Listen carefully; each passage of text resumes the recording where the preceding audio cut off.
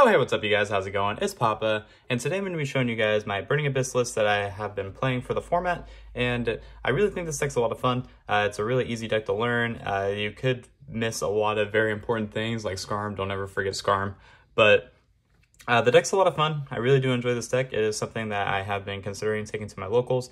I've been on Sword Soul for like the last few months, so I've just been wanting to test the waters, try to play something different, try to mess around with the format, and you know me. If you've known this channel, like, you know that I've been a big fan of Burning Abyss for a really long time. I love everything about the deck, and I especially love Tour Guide. Tour Guide's one of my favorite cards in the game, and well, that's really it.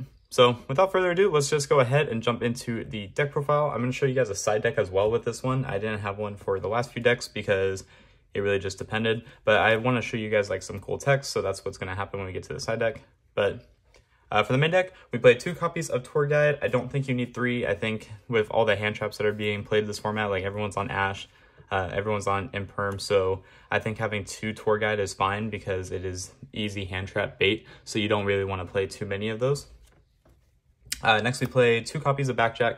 Backjack is just really good for this deck because we are still running trap heavy, and I really think like if you are going to play Burning Abyss, I feel the better route to go is with traps because it just shuts off your opponent for the turn, and then when it comes back to you, you basically win the game from there. But Backjack is really good for ripping Wingman Blast, Dynamiscus. You can even hit Dimensional Barrier off of it. This card's just really broken, and that's why I decided to up it to 2 instead of 1. You really just want to see this turn 1, and then like you want to try not to send it off of Beatrice. You want to send like Farfa, or you want to send Skarm off of Beatrice, depending on your situation. But Backjack's really good. And then Fairy Tale Snow. It doesn't really come up too much, but I feel like you have to play it just for the grind. If you do get enough cards, it does become an easy out. But it also plays around Mystic Mine too. I know a lot of decks are playing Mystic Mine, so you can just banish your whole field, banish this, so that way when it comes back to you, the Mystic Mine's gone. But Fairy Tale Snow is really good. It just acts as like an extra form of interruption and like an extra material to link climb if you need it. So really good card there. And then for like actual Burning Abyss cards, I would play 3 copies of Rhino Warrior. Shouldn't have to explain this one too much. This card's really broken. It sends a Fiend from the deck to the graveyard when this one's sent. And then also while it's on the field, none of your monsters can die. So the BA no die. And that's what we're trying to have. So 3 Rhino. For actual BA names, we play 3 Skarm, 3 Graph, 2 Seer, 2 Farfa, 1 Alich, 1 Barbar. So my Burning Abyss lineup is actually just a little bit smaller, but that's because we're trying to emphasize the traps in this build. These cards alone are the better ones to play. Like, granted, you could argue like a 3rd Farfa if you really wanted to, but I found the Alich just to be the better one because it acts as just an extra negate if you send it off Beatrice, if you send it off Fiend Griefing, if you send it off one of your discard traps. But Alich was better for that instance. I didn't want to play Libic, I didn't want to play Calcad because like in the main deck, like there's not really a whole lot of like spells and traps that need to be removed. So Calcad was almost not essential. And then Libic just don't need it because you're not trying to like summon too many monsters on turn 1. But the Barbar is basically here for time. You just need it just in case your opponent tries to stall you out. So it just makes it to where you can win on your current phase. So that's it for the main deck monsters. For the traps, we play 3 copies of Strike. This is the best trap in the deck. 2 copies of Trap Trick. So the good thing about Trap Trick is it gets you all your normal traps. I don't really like playing 3 though. I think 2 is fine because you don't want to brick on multiples of these. And then the ones you're grabbing off of there, we play triple Dimensional Barrier, triple Torrential Tribute, double Ice Dragon's Prison, triple Phoenix Wingwind Blast, triple Paleozoic Dynamiscus, and 2 Fiend Griefing. So the reason for this lineup, the Wingwind Blast and the Dynamiscus are amazing. They're not once per turn, so you want to be able to max out on those just in case you need it. But Fiend Griefing, you don't really need 3 of it because not everything is super graveyard reliant right now. The best thing about Fiend Griefing is that it is a way to just get rid of, or not get rid of, but stop the branded and red from resolving, being able to shuffle a monster back and then send your own monster. So it basically acts as like a 2 interruption, because I found myself oftentimes sending the target off of branded and red back into the deck and then sending Farfa to get an additional card off the field. So that's good there. And then Dynamiscus, Wingman Blast, again, self-explanatory. Ice Dragon's Prison, I wanted to respect, what's it called? Dragoon, in case I ever ran into it, Dragoon or DPE. I still want to respect that that's like cards that could be viable in the format. So just playing the Ice Dragon is good to complement that there. And then the Torrential, and it pairs well with Strike, even if you're going second. Like if you open up that, you're basically able to break any board. So gotta love that. And then Triple D Barrier, shouldn't have to explain too much. It's the best trap in the format. Trap Trick just gets there.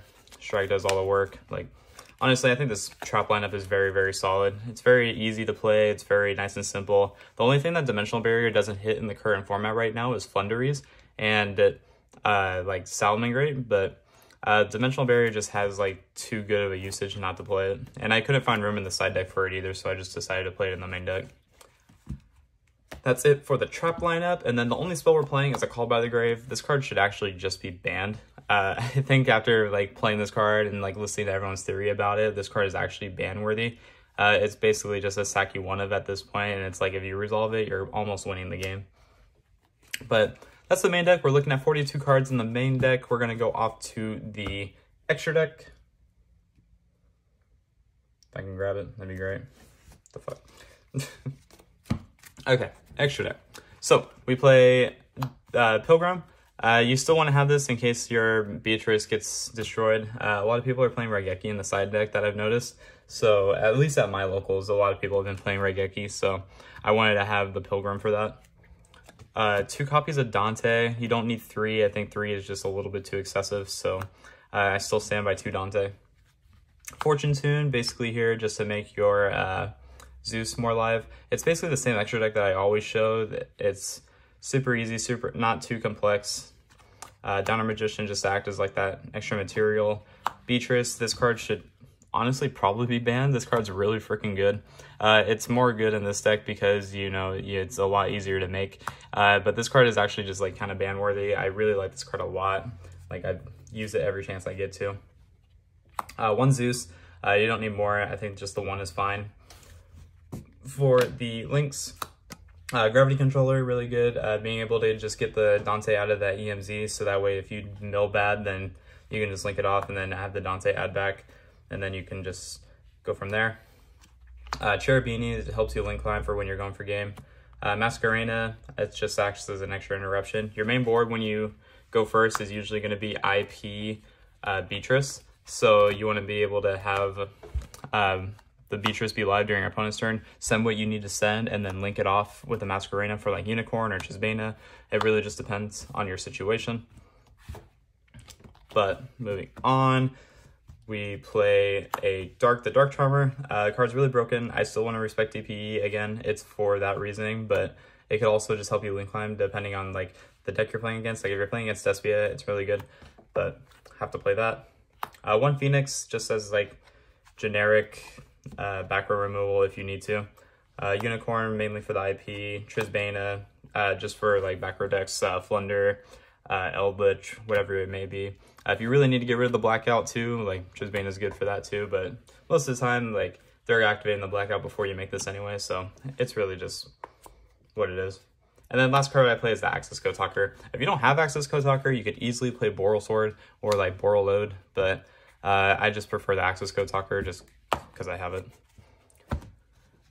And then for the side deck, so this is basically where it gets like more techie, I want to say. Starting off, we play 3 Twins. It's definitely the better like removal to play in this deck because you benefit a lot from discarding. So Twin Twister is just really cracked for that reasoning. Triple Evenly Matched, this card's also just really good. It's a big blowout against a lot of decks right now. 3 Solemn Judgment for going first because oftentimes people are going to side in Lightning Storm, they're going to side in Evenly Matched, Twin Twister, Cosmic Cyclone, basically whatever removal that they have for your back row, they're going to side in, so you want to be able to stop it whatever you can. Red Reboot, this is mainly for like Dimensional Barrier. Same thing, Solemn Judgment, Evenly Matched, just cards that can ruin your day.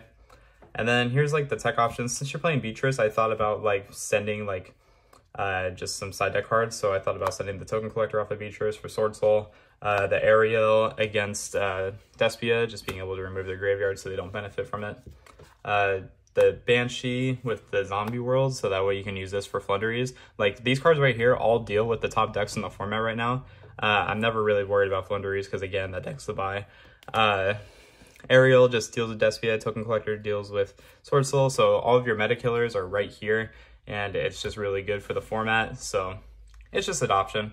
And then I really want to try fitting Majesty's Fiend into the side deck. I think that this is just a really busted card. Being able to side this in with back row is just really broken, and then you can just sit on this if you need to. Like, it just shuts out a lot of decks.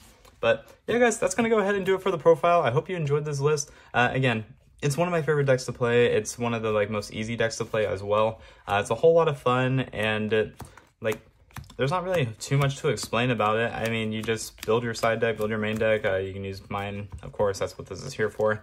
But the deck's a whole lot of fun. You get to play a lot of cool traps, you get to play a lot of cool monsters, and of course, like, Dante is just the king of dodging the ban list. He's been dodging it ever since he came out. Not really else too much to say here. If you want to change up your Burning Abyss lineup, I completely understand. I'm playing a very small BA engine as usual, or as compared to usual, but I really do like the deck a lot. I think it has a lot of good usages for the format. But yeah, guys, that's going to go ahead and do it. And until next time, this has been Papa, and I will catch you all in my next video. Take care, everyone.